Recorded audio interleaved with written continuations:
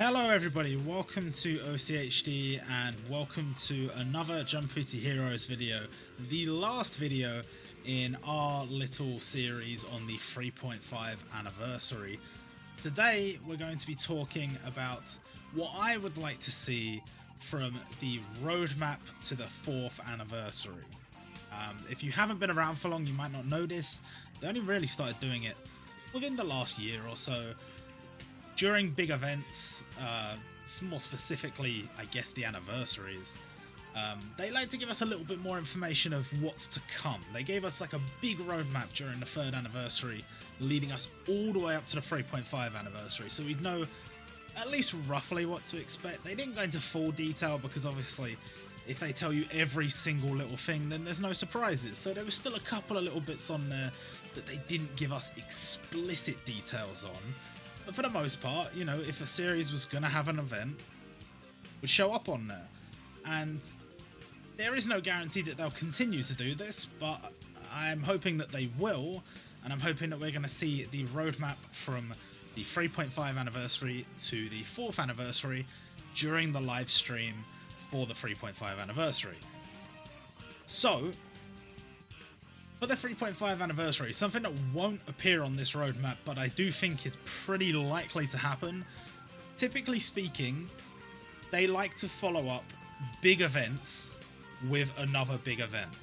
And what I mean by that is if they have like a milestone celebration or an anniversary, they want to follow that up with a huge series. They don't want to go straight into like a smaller series or a more risky series because they've got lots of new players and they want to sort of get them while they're there, you know, just keep them hooked. And I think it is very likely that following up this event, the 3.5 anniversary, just to close out October, there will probably be a Kimetsu no Yaiba event. But as you can see, the roadmap I've got here only goes from November to April, so that's not on there. But I do think we'll have a, not like a full feature festival, but like a Kimetsu no Yaiba mini event. I know some people are quite tired of the Kimetsu no Yaiba content constantly coming, and some people would say, well, what about the anime release? I mean, we're not even seeing any of the stuff from the Red Light District till like December, so what are they even going to cover in this event? Listen, they will find a way. One thing I have always said is when you are planning any sort of predictions for these events, there are certain things that are just inevitable.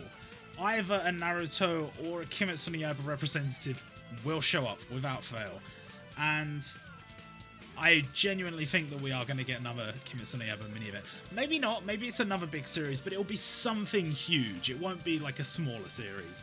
And then whenever that event ends, probably end of October, start of November, that's when this roadmap starts, and that's when we're going to see a load of new series. So, let's begin, I suppose. Starting in November, kind of going off what happened last year, I've got us starting with a Dr. Slump feature festival. We had a gag series get a feature festival last year in Bobobo, and I would say one of the more popular, I think one of the most popular gag series. I mean, maybe not. There might be some more series more recently, you know, in the last 20 years or so, but Dr. Slump is probably one of the most popular gag manga of all time, and it doesn't have its own event yet. It's got very little content considering how popular it was, so this might be a good opportunity to just throw that in there, something to follow up the little Kimetsu no Yaiba event or whatever. And maybe some people will be experiencing something new with a bit of Dr. Slump, and some other people, they'll know it quite well. Then, to close out November, I do want a sports event, and I did consider that this could be some kind of sports ensemble. However, I think December is pretty much going to be all ensemble events, leading us straight through to January. And I think it's unlikely that they would have, like, the anniversary, which is an ensemble event, followed by a little Kimetsu no Yaiba event, then Dr. Slump, and then straight back into ensemble straight through to January. That doesn't seem likely. There should be at least one more feature festival in there. Last year we had Haikyuu. I've gone with Prince of Tennis here, because Prince of Tennis, there's so many characters that haven't been added yet. So many. And I don't know, it's quite popular. I mean, it's got 2 limiteds in the game. Arguably, Tezuka was like a last-minute decision to make a limited, but still has 2 limiteds. Still hasn't had a feature festival. I know sports series typically are quite undersold in Jumputi. Maybe this year we'll get our 2nd sports feature festival. One can dream. And you can see in the update section I've put improvements to the duplicate system, and basically they have sort of alluded to this in the past. Updates that would make it so that when you get a dupe of a character, say you've already got the character max skill, like they're 12, 12, 12, what good does that dupe do you? It goes towards max luck, but most characters, like, it would take you thousands upon thousands upon thousands of rubies to get them to max luck if they're like a gacha unit. So it doesn't do you much good in that respect. And a lot of people have suggested that we have these luck skills. They're currently only applied to like certain event characters, but maybe this could be an opportunity to add luck skills to gacha units, but have the thresholds be completely different. Like maybe at like 12 luck they get some strong bonus skill, and at like, I don't know, 20 luck or something, 21 luck, they get a strong bonus skill and stuff. So if you continue to get dupes after getting them to max skill, they will still continue to get stronger.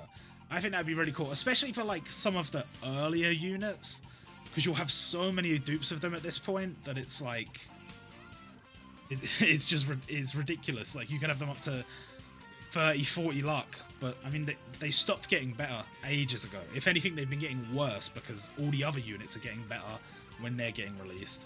Newer units much stronger. Why would you still use these older units if they don't have stronger abilities coming in at some point? Moving on to December. One thing we know about December is we never learned. Well, we know that Kirizu is coming back. Now, the way they tease that seemed to suggest that she might be a limited if she's coming back. I think they will reprint all the We Never Learn stuff, but maybe, perhaps, Kirizu will be a limited as part of a winter romance festival. We have had something similar with like Nisakoi a couple of years back. It's not like it's something they've never done before, and it would just be a nice opportunity to add in some of those series, or some of those characters from series we're missing. Like, we're still missing Nana from To Love Ru, we're still missing Itsuki Akiba from Aisu, and this might be an opportunity to add Madoka from Kimagure Orange Road. So you could actually fill out a nice little event full of characters that genuinely deserve to be in the game that have not been added just yet. And after that, I have put the Feast of 1000 number 2, because we had a Feast of 1000 last December, and this would be to celebrate reaching 1000 characters this time. Now, I don't think they'll outright announce that ahead of time. I think they would have some kind of vague teaser here rather than straight up saying we're going to reach 1000 characters, because that's just how they do things. But I think when the event does come, that will be what the event is, because it does look like we're going to hit 1000 characters for around that Christmas New Year time, and that's going to be a big event. That's going to be a big event, so look forward to that. And then also in December, I have put a new Super Genkai battle, because somehow we haven't had one in ages. And I know some people weren't really that hot on Meruem Super Genkai battle, and I get it, because I wasn't either. So maybe they could have another look at the rewards for that. Maybe they could have another look at how that's implemented. But you may as well add a new one. I mean, you've come up with the new game mode. You might as well continue. I don't really see why you wouldn't. Then moving into January, a new game mode, which I have decided to call Chronicle. You can call it whatever you want, doesn't matter. But a new game mode, and the idea behind this game mode would be much like the boss rush that we used to have before, but slightly augmented to be a bit more like, say, Training Forest from OPTC. I've mentioned this many times that this should be a thing in Jumputi.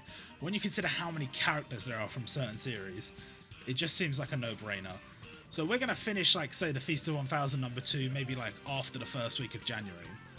And then for the rest of January would be a Naruto, Boruto, and I guess Naruto the Scarlet Spring type crossover event.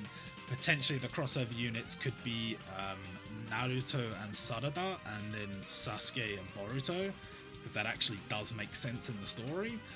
But I'm still not hot on the crossover limiteds, and I don't think this would necessarily convince me. But if you were to give me, like, I don't know, maybe like Naruto and Boruto, but like younger Naruto, like a flashback crossover type thing as a limited, that could be cool. Or at least there's maybe like a free-to-play unit or something. There's definitely some interesting things you can do with that event, and I think Naruto and Boruto and all of those would be a perfect chance to release this new game mode. Maybe you can have one that's based on a certain part of the story. Like you could have like the Akatsuki Chronicle event, and you would face different members of the Akatsuki as you go through the stages, getting to the end, and the reward at the end could be like some rubies, maybe like a special costume for one of the characters, maybe a special emblem. Like I don't know, it doesn't need to be anything major. It could just be like a bumper pack of goodies, like a load of limit break doors, a load of coins, just loads of stuff. It doesn't have to be like a new character, and it doesn't have to be, you know, something ridiculous. Even just like a couple of jewels, maybe something like that. But just make it hard and make it something that people can work towards, and don't make it one of these events that just disappears and doesn't come back. Just add it in somewhere where you can always access it, and it's just something you can constantly be working towards. I think that would be really cool. And then I've also put the sprite and animation revamp in January too, and the reason I put it here is because they keep saying it's gonna come eventually. Well, I don't even know if they have kept saying that, but it should. We keep saying it should come eventually, and you know it should be coming eventually. But I have a feeling that they are trying to implement a way where they can kind of just not use any of the old Jumputi art style sprites anymore. I know they said Dragon Ball and Gintama and One Piece, and I'm sure those ones will get sprite revamped, but I think they are trying to completely move away from that old art style. Because if you, like me, have tried to convince people to play the game like back in the early days, when those characters were plastered all over the home screen, loads of people just did not vibe with the art style at all, and that was enough for them to just be like, nah, I'm not playing that.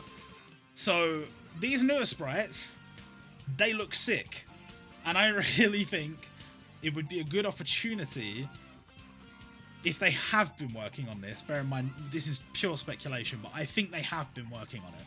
If they have been working on it, to just kind of move away from all those old sprites, get rid of them all. Cobra, Hentai Carmen, you know, but also Luffy, also Goku, and give them all new sprites, especially for some of the series like say for example One Piece or Dragon Ball. You've got a lot of the parts already from other characters. You can just pick and choose, like the Goku, like the Spirit Bomb Goku. You can just use like some of the assets from the existing Spirit Bomb Super Saiyan 3 whatever Goku. Just take over the parts where he's not Super Saiyan 3, he's just like normal Goku. You can make that into a fairly reasonable sprite. They don't need to be super flashy because they are like base units or whatever. And by putting this at the end of January, that would mean that when we get to February, and I haven't written it on here because they don't normally put it on the roadmap, but when you get to February, there will be a full update for all the tickets that will mean you will be able to summon characters from 2021 from tickets now, and also from the standard gacha. So when you're pulling on new limited banners and stuff, there's a chance you can pull characters from 2021 as well. So when they drop that, and they have all those new characters available in the pool, just before that, they will have also updated the sprites of a load of the old ones, and suddenly it's going to be a lot more interesting for newer players, because they're going to pull stuff and they're not going to immediately know that they've got a crappy character.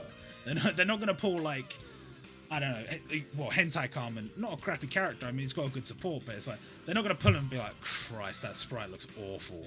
This guy must be really old, he must not be very good. They're going to pull, like, brand new sprites that look super HD, and they're going to be, like, excited and very happy to pull them. So, just a theory, of course, because the sprite revamp is something they've been teasing us with for a very long time. And then, yeah, in February, Black Clover Feature Festival. I didn't really know where to put this, but I think a Black Clover Feature Festival is about due. I think it will happen at some point. I don't know where, but I've elected to say February would be a good time for us to get a Black Clover Feature Festival. I haven't said any specific arc for any of these feature festivals because I think with Black Clover, with Naruto, like Prince of Tennis, like there's so many options that they haven't covered yet. So I'm just gonna leave it up to your imagination. Whichever characters you would love to see from those series, those are the ones that will appear. And with that, in February, we have Super Tower finally being released. I don't know what Super Tower is. They've told us Super Tower was going to come out last April. They told us Super Tower was going to come out in August. And still, we don't have Super Tower. We're barely just getting updates to normal Tower now. So I've pushed out way down the road to February. If they can't release it by then I don't know. I'm assuming that Super Tower is like a live PvP game mode where you're actually playing against the other player and not playing against a bot. And it might have like amazing rewards or something, but that would take a lot of effort to implement, which might explain why they keep pushing it further and further down the road. So I've said February, and that is to coincide with the Tower 3rd anniversary. And with the Tower 3rd anniversary, much like with the 2.5 and the 2nd anniversary that we had this year, we would get a new Tower Limited, and I have gone with a series that would have a feature festival running right there, Black Clover, and I've gone with Mario Leona simply because she is definitely limited worthy within the scope of the world, of the series, but I can't necessarily see them giving her one. I don't know why, but I think she definitely works. There could be an argument that she's not quite on the same tier as like Athena in terms of like, you know, importance within the world, and the same with Seto Kaiba, but you know what, she's good. I'd like to see her get a Tower Limited, if not a Limited, but I don't know when that would come. So just an idea for them also to actually have the Tower Limited coincide with a feature festival of that series. Just a thought. And then in February, also the download milestone event, because at this point in the if we would have gone since September through to February without having a download milestone. So whatever that milestone is, I'm sure we've hit a milestone at that point. You can do an event and you can make that a Dark Heroes event, because we haven't had one this year. So maybe next year, maybe February next year, we can have a Dark Heroes event. And then moving on to March, possibly my most unrealistic month, which is saying something because November had Dr. Slump and Prince of Tennis. In March, I have put Toriko and Jujutsu Kaisen. Jujutsu Kaisen has to come eventually, guys. It has to come eventually. When's it gonna come? I don't know. I do not know. If it doesn't come eventually, then there's something wrong. There is definitely something wrong. It has to come eventually. I have pushed that as far as I can down this roadmap so that I'm not saying it's gonna come in like a month or something. This is talking months and months down the line. And Toriko, how does Toriko not have a feature festival? Come on, guys. How does it not?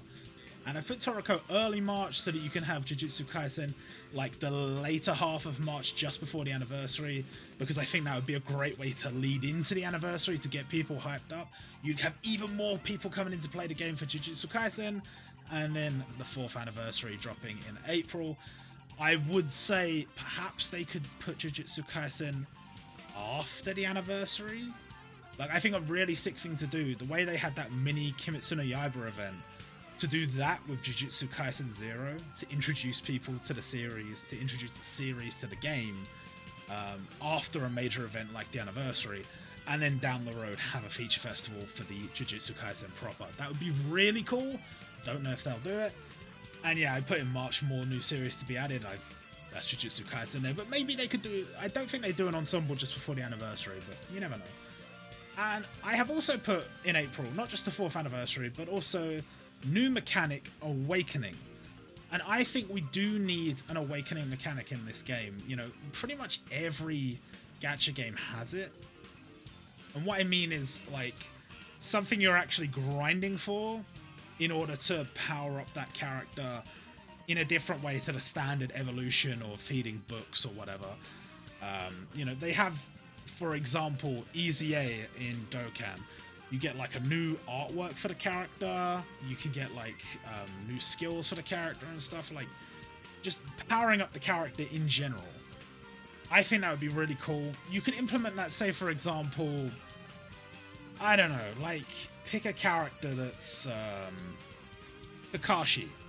Like say for example by this point we have a limited Kakashi coming out for the 4th anniversary. I'm not saying it will happen, but say it does.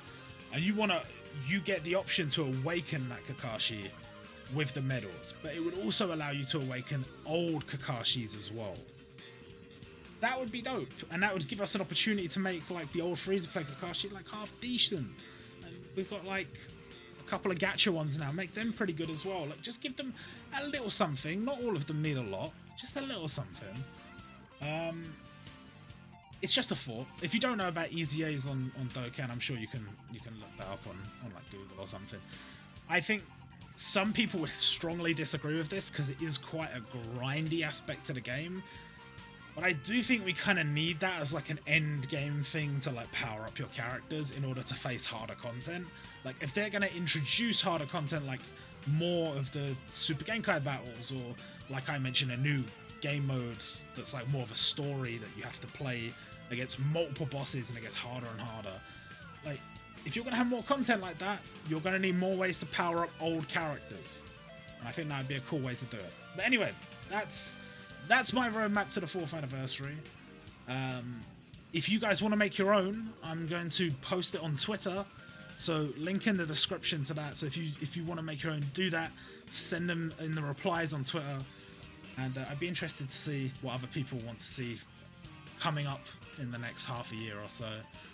And that's the final video before the 3rd anniversary, or the 3.5 anniversary. And we'll know more about the 3.5 anniversary tomorrow. There's going to be a live stream, and we're going to get the data download like the following night or whatever. So lots of news to come. Hope you guys are looking forward to it, and we're obviously going to have a video out once we know what is going on with that event. So I look forward to seeing you guys there, and yeah, see you guys next time.